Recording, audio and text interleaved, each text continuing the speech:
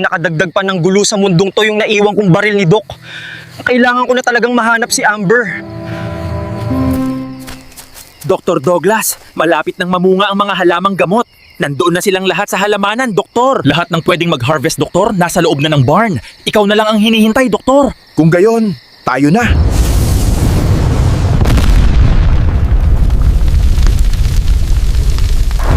Doktor! Anong nangyari, Doktor? Lahat sila nasa loob, Doktor! Sino ang may gawa nito? Tulungan nyo kami!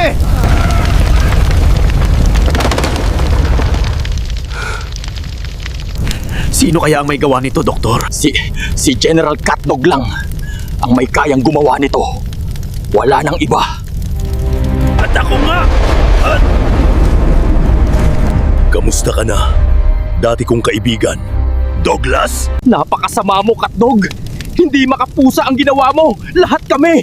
Bayad ng subscription ng aming mga buhay! Pero bakit kinitil mo pa rin sila? Ano ba ang kasalanan namin sa iyo? Nawawala ang aking kapatid mula sa isang misyong galing sa puno ng engkanto.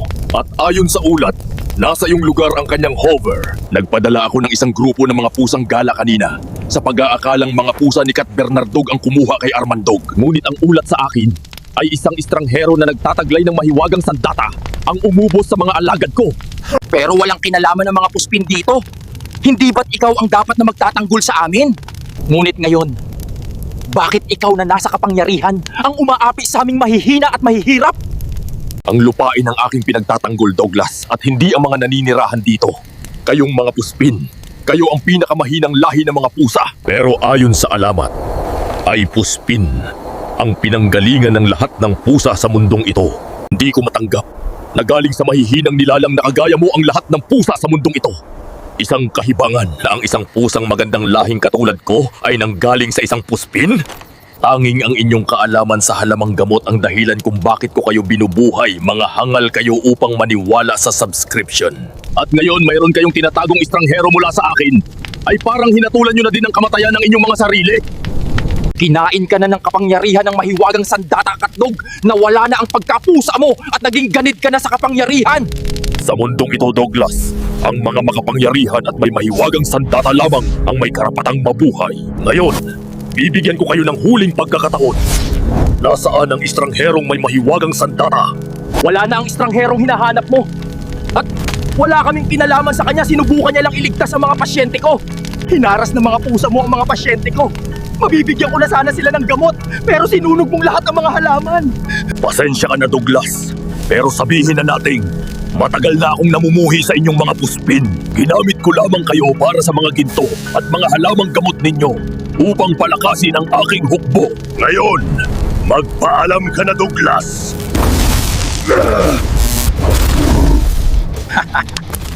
Para kayong mga pusang nag-aaway sa bubong tuwing madaling araw. Puro sigawan pero walang banatan. Eh kung ako ang subukan mo. Ikaw ang hinahanap ko. Ay, gusto ko lang naman bumembang. Nasaan ang mahiwagang sandata ni Armandog? Sa ngalan ng Bembang, wala kang karapatang mang-api ng mga pusa! Aray ko. Hindi ko talaga maintindihan ang kapangyarihan nitong White Cube ni Doc. Ikaw pala ang estranghero. Pero hindi uubra ang sandata mo sa Class S kung mahiwagang sandata. Malayo ang itsura niya sa mga nakasulat sa mga lumang manuskripto ng ating mga ninuno. Hindi kaya nagkamali lamang ang ating mga ninuno tungkol sa engkanto? Pero, maaari din na may iba pang nilalang sa likod ng lagusan. Kung sino man ang pumaslang sa pusang Chosen One sa likod ng lagusan ng engkanto Ay masyadong makapangyarihan upang maging ang pusang Chosen One ay walang magawa laban sa kanya. 4 ang Class S na mahiwagang sandata ni Chosen One, pero napaslang pa rin siya. Gaano nga kaya? Kalakas ang pinagmulan ng lahat ng mahiwagang sandata. Oo nga pala. Nakahanda na ba ang ating sandatahan para sa digmaan laban sa mga pusang gala?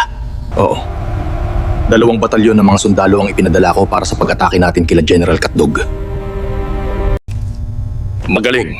Sisiguraduhin nating Mapupuksan na natin si General Catdog.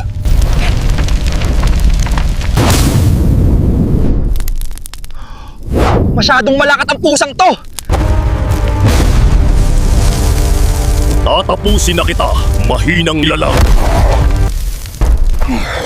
Bago kita kitlin, nasaan ang mahiwagang sandata ni Armandog? Etong subukan mo! Sino ka, estranghero? Paanong nagagamit mo ng ganong kadali ang mga mahiwagang sandata?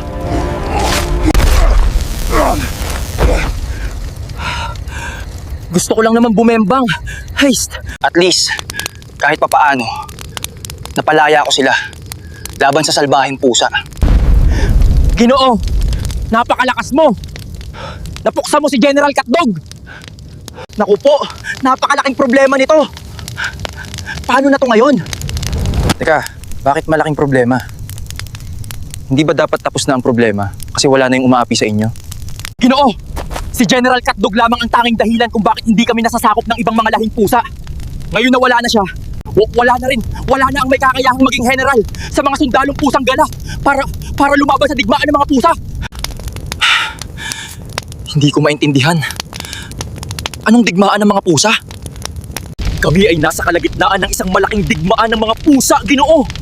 At ang huli naming balita ay nagmamarcha na ang pulutong ng hukbo ng mga kalaban.